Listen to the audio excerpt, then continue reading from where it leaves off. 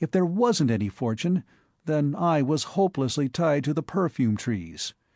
If Uncle Izzy had lost his last cent, it would be very like him to borrow enough from friends to finance a perfume tree scheme.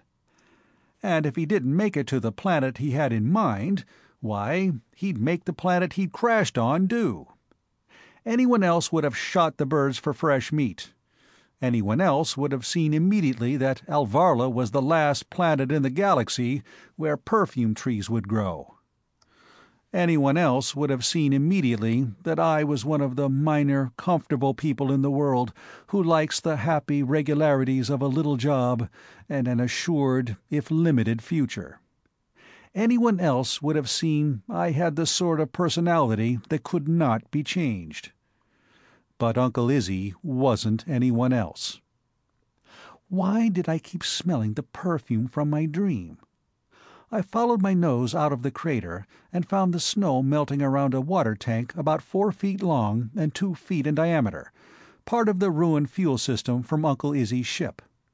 I dislodged it from the ice beneath and shook it.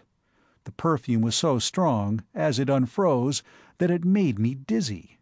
And all that smell was coming from a pinhole. There seemed to be half a gallon in it, enough to pay off Mother's bonds and whatever I owed Renee, with a handsome sum left over for me. I could go home and forget about perfume trees and Alvarla and Uncle Isidore. But that dream of the African estate kept irritating the back of my mind. And the large free sky of Alvarla was soothing to the eye, when compared to the little squares of blue I noted occasionally when riding the slidewalks of Brooklyn. What did I want out of life, anyway? Damn Uncle Isidore. I'd never test 10 to 9 on job adjustment again. I was still thinking when evening swept in fast, as it does in dry climates, and the birds began to wake up and climb out of the crater, presumably to forage for food. "Wait!" I cried. "Isidore!" I drew out a lunch package and spread it to attract him. It attracted all of them. I pulled out the dodo. "Tell me what thy lordly name is, on the night's Plutonian shore."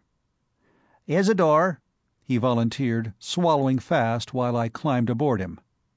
"Take me back." Then I realized I had made a mistake with the food. "Go!" I cried. "Spaceship! More food!" He just stood there, his beak poking around the ground for crumbs. But I had to get that skin spray washed off before 24 hours were up. "Nepenthe!" I shouted desperately. The dodo was off like a flash and didn't stop till we were back at the ship. "You were gone quite a while," Renee said nonchalantly. "Find anything?" "Enough to pay you off," I said.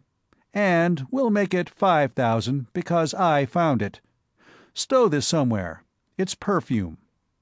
He did. "Find anything else?" "Nothing that would interest you. I'll be ready to blast off as soon as I've had a shower." Renee shrugged.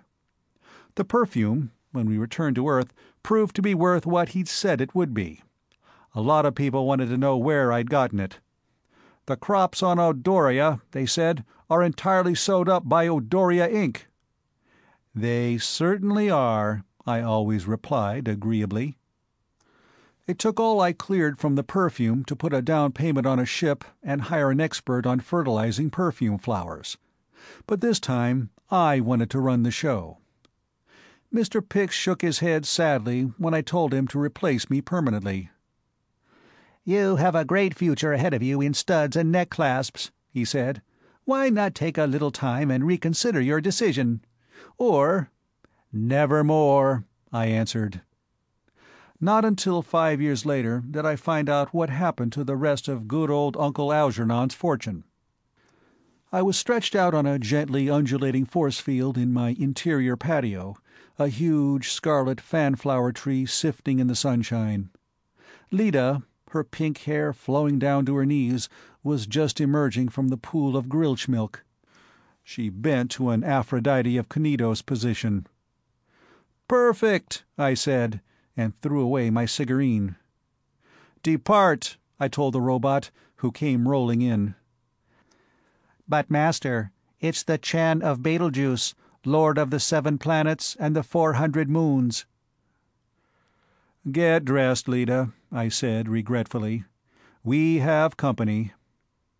I'd never met him, but I knew he was one of Uncle Isidore's best friends, and I felt obliged to see him.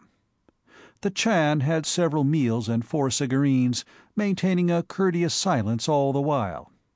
Then he loosened his belt, reached into his furry pouch, and handed me a piece of copper scroll.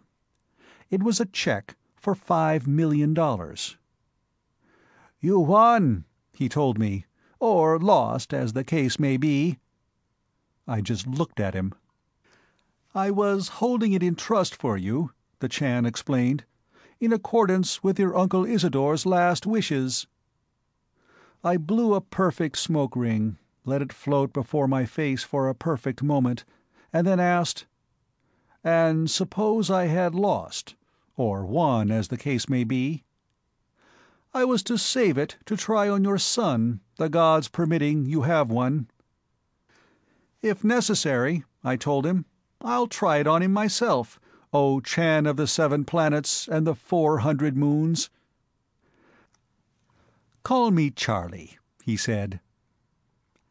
The end of From an Unseen Censor by Rosal George Brown.